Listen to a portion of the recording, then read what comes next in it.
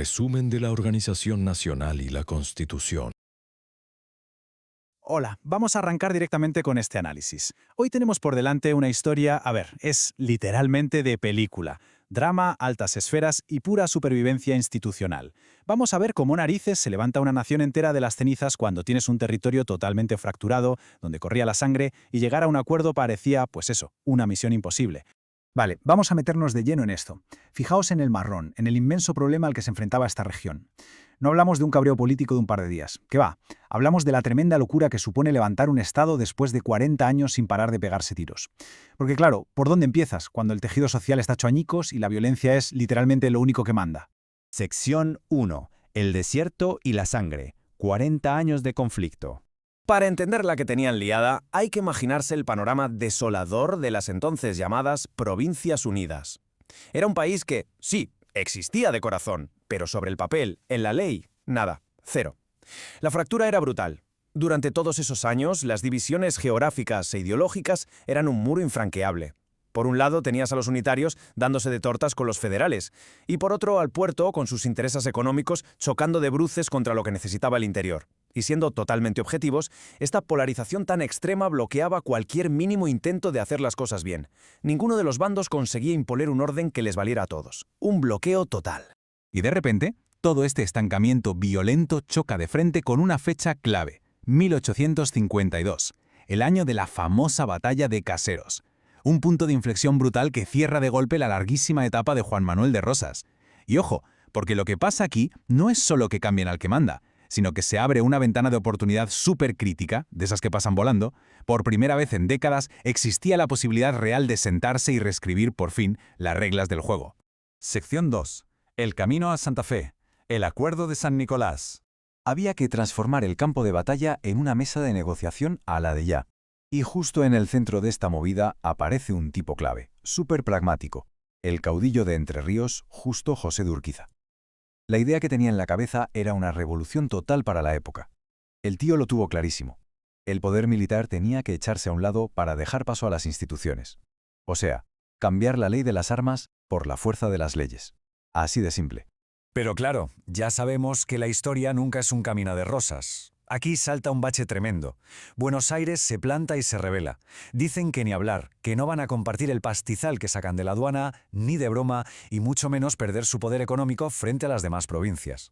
¿Y qué pasa? Pues que el país se parte literalmente en dos. O sea, el Congreso Constituyente iba a tener que arrancar y tirar para adelante sin contar con los porteños. Casi nada. Sección 3. El arquitecto de las ideas, Juan Bautista Alberdi. Fijaos en esto, mientras los políticos viajaban hacia Santa Fe sudando la gota gorda para el Congreso, la verdadera solución empezó a rular de mano en mano. Era un libro clave, bases y puntos de partida para la organización política de la República Argentina. Y flipad con esto, Alberdi escribió el grueso de esta obra maestra en cuestión de semanas y desde el exilio. Y esto ilustra de manera brillante la tesis principal que iba a dar forma a la nueva república. Alberdi tenía una máxima famosa y súper directa: gobernar es poblar. Una idea tremendamente visionaria para solucionar el problema de tener un país gigante, pero vacío. Alberdi pilló a la primera que la Constitución no podía ser el típico texto legal o filosófico que te duerme. ¿Qué va? Tenía que ser un manual súper práctico para asegurar que la economía no se hundiera y empujar a tope la modernización. El objetivo era doble, muy claro. Primero, traer inmigración europea a mansalva. Segundo, construir infraestructuras como los trenes y crear progreso de verdad, del que se toca. Y todo esto calcando un poco la fórmula de éxito de Estados Unidos, pero, claro, bajándola a la realidad hispana y federal que tenían allí. Sección 4. Los pilares constitucionales. Mayo de 1853. Imaginad la escena en el histórico Cabildo de Santa Fe. Los constituyentes ahí metidos deliberando con un calor que te mueres, sudando tinta para redactar las bases de una nación que no se cayera a pedazos al día siguiente. El sistema se montó sobre 3 patas fundamentales para, simplificar lo que era un lío tremendo. Primera pata, la forma representativa. La gente no decide todo directamente, sino a través de los políticos que eligen. Segunda, republicana. Nada de reyes ni tiranos. Se separan los poderes en 3 bloques muy claritos: ejecutivo, legislativo y judicial. Y tercera, federal. Una jugada maestra donde las provincias se guardan su autonomía territorial, pero ceden ciertas cosas para crear un gobierno nacional con cara y ojos. Y por fin, el momentazo histórico llega el 1 de mayo de 1853. Se aprueba oficialmente la Constitución. Urquiza saca adelante el documento cruzando los dedos y con la esperanza puesta por las nubes, que la tinta de esas páginas sirva para apagar el fuego de las guerras civiles para siempre. Pero bueno, la alegría dura poco en la casa del pobre. ¿Cómo sobrevive una nación si las leyes van por un lado y la pasta va por otro? De repente pasamos del gran subidón legal a meternos en un pozo de crisis existencial. Las reglas ya estaban puestas en el papel, vale, pero la viabilidad de todo esto estaba más que en el aire. Sección 5. Un país, dos realidades. La gran división. Resulta que el nuevo marco legal nacía con un agujero tremendo. Faltaba Buenos Aires, que se había quedado fuera del pacto. Así que el punto crucial es entender cómo se quedó de coja la balanza de poder. A ver, por un lado tienes a la Confederación, que son los que tienen la legitimidad, la Constitución, las leyes, todo muy bonito. Pero por otro lado tienes al Estado de Buenos Aires, que son los que controlan el puerto, las exportaciones y, sorpresa, todo el dinero. Resumiendo, dos realidades súper incompletas que se ven obligadas a convivir a cara de perro en el mismo mapa. Llegar a la esperadísima reunificación no fue algo de 2 días, precisamente. A ver, ya pasamos por la gran ruptura del 52 con Caseros y San Nicolás. Luego tuvimos el subidón de la Constitución en el 53. Pero tela, hicieron falta casi 10 años más de separación y tensiones, hasta que en 1861 llega la batalla de Pavón y fuerza por fin el desenlace. Y es justo después de esa famosa batalla de Pavón cuando se arregla la cosa. El país consigue reunificarse de la mano de Bartolomé Mitre. ¿Y cuál es el gran premio al final de este túnel? Pues que la ley de 1853 se implanta en todo el territorio.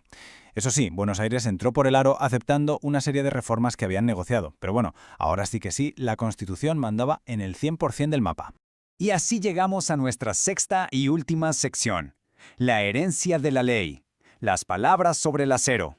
Vale la pena pararnos un segundo a pensar por qué todo esto importa hoy en día. ¿Qué nos llevamos de todo este lío? El gran mensaje de esta historia es que la Constitución de 1853 fue una victoria en toda regla de hablar las cosas frente a liarse a tiros.